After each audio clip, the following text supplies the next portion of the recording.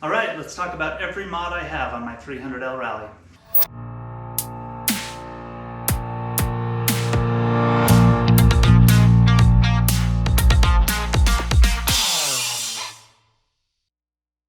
Okay, this is a video I've wanted to make for a while because I feel like I'm pretty good about making videos when I get a new toy, a new mod, farkle, whatever you want to call it.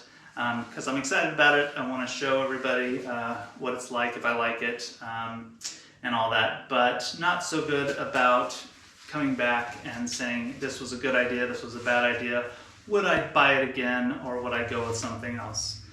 So that's what I wanted to do here. I don't have a ton of time on all these mods. I've had the bike for a little over a year.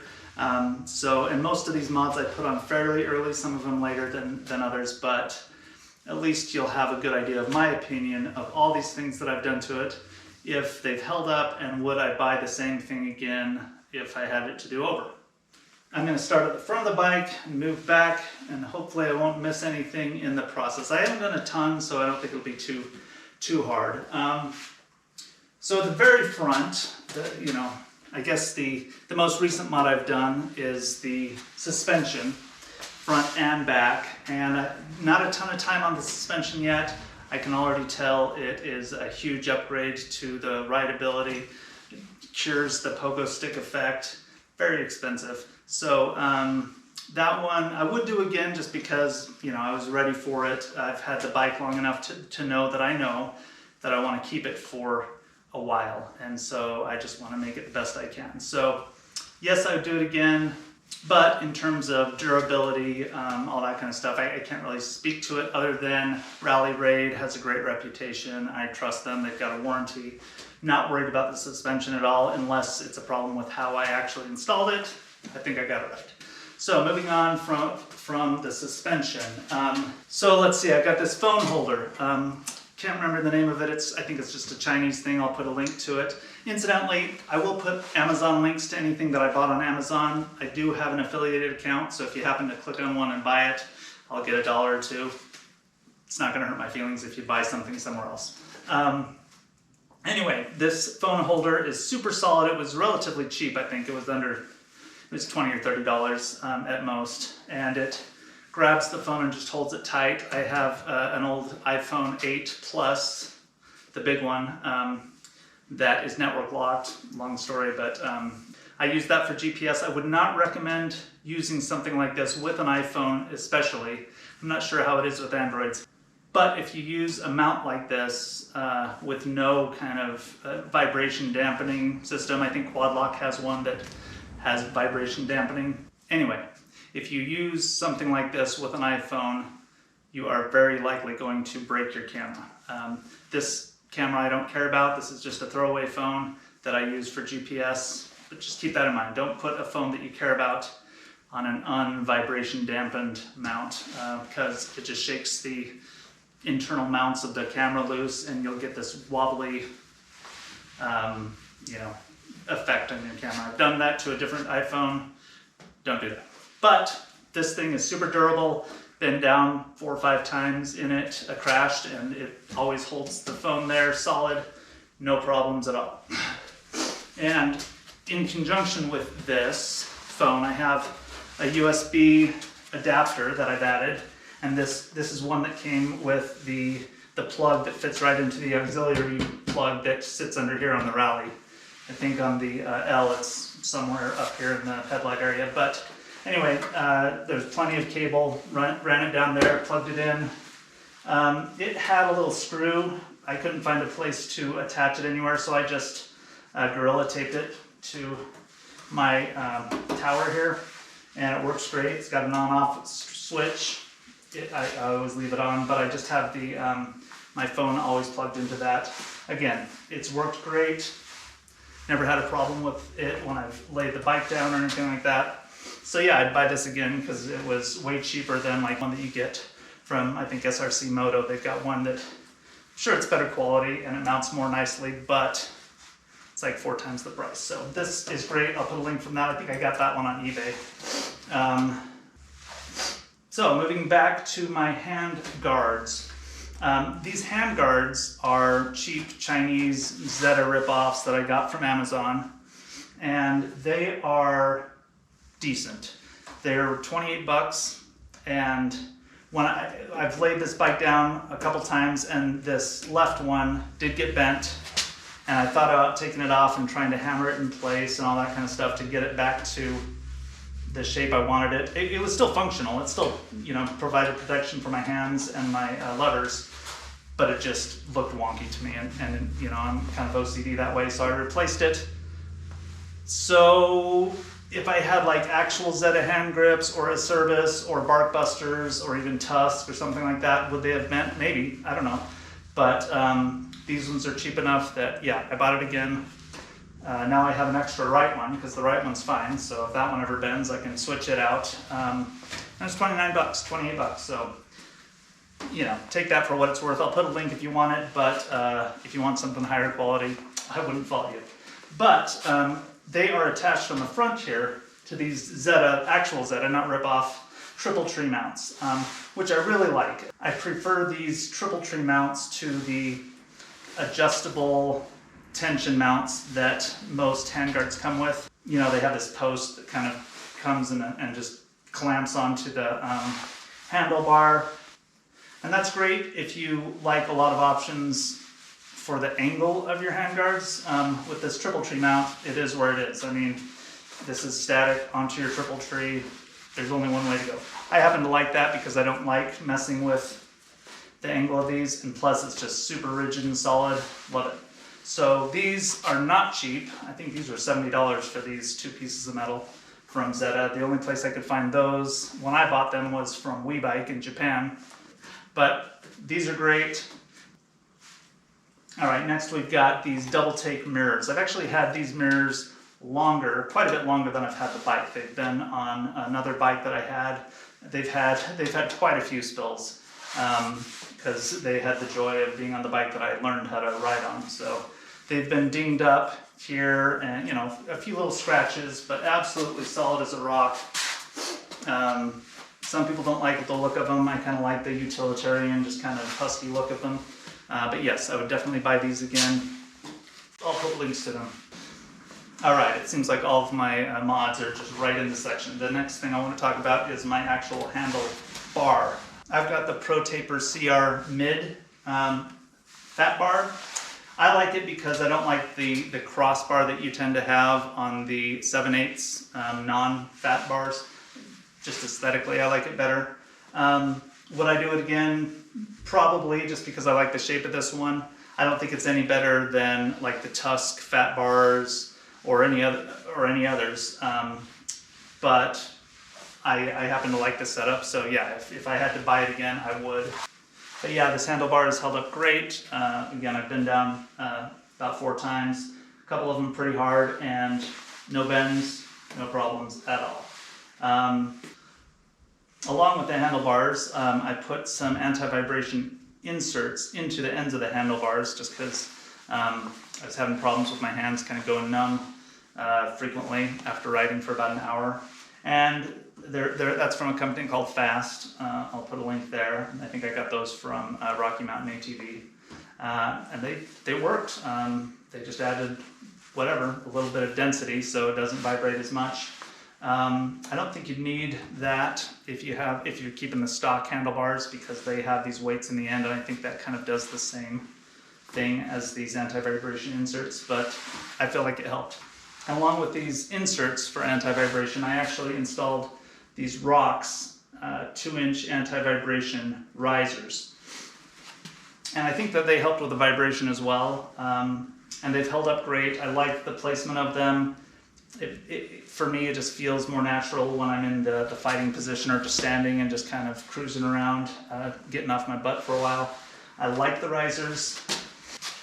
I probably wouldn't buy the Rox Anti-Vibration Risers again, not because I don't like them or they're bad quality, simply because they interfere with the adjustment capabilities of the Rally Raid forks that I got. So I'll probably at some point change these Rox risers for either the Rox risers that don't have the anti-vibration functionality, because then you wouldn't have this bolt at the bottom, and that's what's interfering with the adjustment. spots for the forks, or just go with a different riser. So yeah, they're good. They're kind of spendy, and if you're going to upgrade the suspension with anything that has adjustments on the top of the fork, I wouldn't use the Rox Anti-Vibration Risers. You get the Rox non-anti-vibration risers because they're great risers, and again, no problems with durability. They've held up, no issues in my crashes.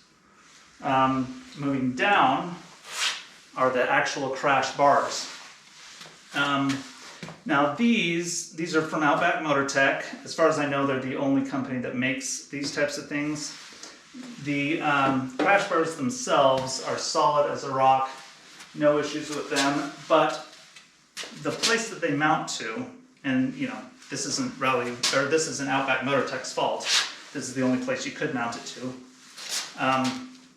It's not the most, I'll get a close-up of it so you can see, but it bent a little bit when I crashed one of my times and kind of pushed this crash bar into my fairing here.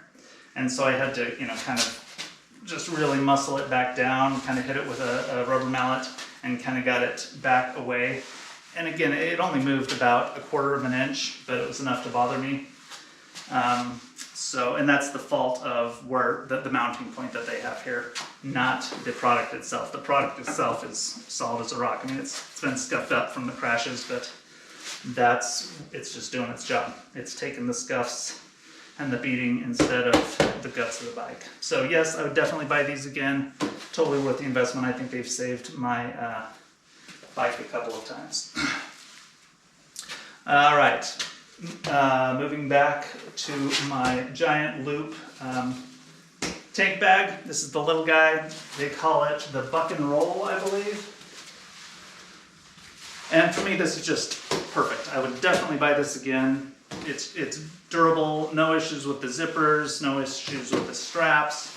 It's supposedly waterproof. I mean, if you completely submerge this thing, I think a little water would seep in there, but it's great. It's a fantastic bag, just the right size to hold my phone and snacks and my gloves when I'm not using them. It's got a little port in the back here so I could put my phone in here and run a power cable out to my USB.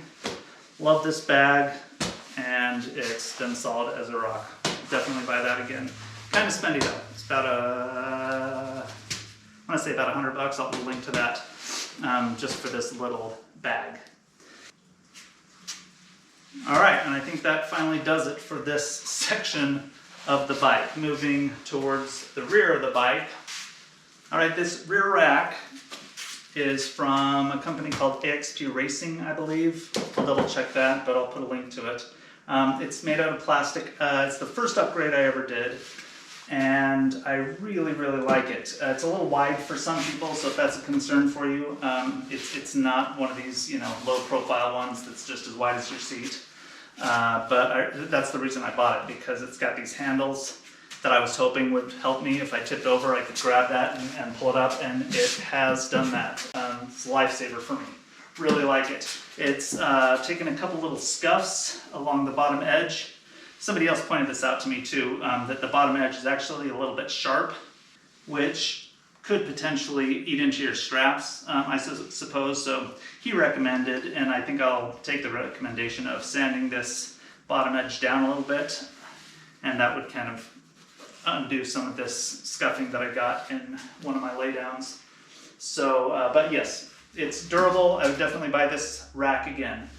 The thing that I'm not sure about, I think it'd be okay, but I'm not sure how it would work with, like Tusk makes a pannier rack that fits right here, and I think it'd be okay to fit right here, but I'm not sure how well it plays with other rack systems. So keep that in mind if you're looking at this AXP Racing plastic rack. I'm a fan. And on top of that, right after I put this rack on, I wanted a tail bag, and so I bought this one from Nelson Rigg. I really like Nelson Rigg's bags. I think that they're, you know, the right balance of quality versus price. This was $80 or $90 from Amazon, and it has been good with an asterisk. and I'll show you some close-up footage of this, but the zipper started snagging as I've come across the back, and it kind of breaks apart. So obviously that's annoying, it's a problem. It still kind of works, but you just have to wrestle the zipper past that point, which is obnoxious. So I would give this bag a not great rating just because of that zipper, except for the fact that I thought, hey, you know, I've had this for a little less than a year. I'm going to go on Nelson's Rigg site and see what the warranty is. Well, guess what? It's a lifetime. So they have a little form on their site. So I bought this from Amazon, but I did the warranty request directly through Nelson Rigg. They had me fill out some information. I submitted it. They sent back a request for pictures of it. And within about 4 days of starting the process, this showed up at my door. Brand new version of this bag. So definitely recommend Nelson Rigg because they don't mess around when it comes to their warranty. They very, very much stand behind their product. So huge fan of that. I've got 2 other Nelson Rigg bags, tank bags, that I used on my Yamaha XTs, and they've been through a lot, never had any issues with zippers or quality or anything. So I think I just got, you know, a fluke zipper on this one, and obviously they agreed because they sent me a brand new one, no questions asked. So good on you, Nelson Rigg. Let's see, we are getting to the end here. Okay, so little one here is the Zeta chain guide. My stock chain guide cracked when I crashed my bike once, and so I replaced it with this. It's aluminum with a much stronger rubber plastic alloy thing. Solid upgrade to that piece. I'll put a link to that. I would definitely buy that again if I had to, but I wouldn't buy it if I were you personally if you don't have to. I think the stock one guides your chain just fine. I would use it until it breaks. Maybe it'll never break. So, but it looks nicer. I like that red anodized look, and it was great. Let's see. And at the same time I bought that, I got the Flatland Racing aluminum skid plate. Really like Flatland Racing products. I got turned on to them with my XT250, bought a skid plate for it. Anyway, just great construction, solid welds. I like how it attaches to the bottom here with this. It latches onto the frame. It doesn't just screw on. It screws on the front and then clamps on directly to the frame in the back. Great quality. You know, I hear big rocks hitting the underside of it all the time, and it makes me feel warm and fuzzy knowing that my engine's protected by that huge chunk of aluminum. Well, let's see. Is that it? The only other thing that I can see on the bike that I have is my Garmin InReach satellite tracker that I recommend if you're going to be riding off the grid, especially by yourself.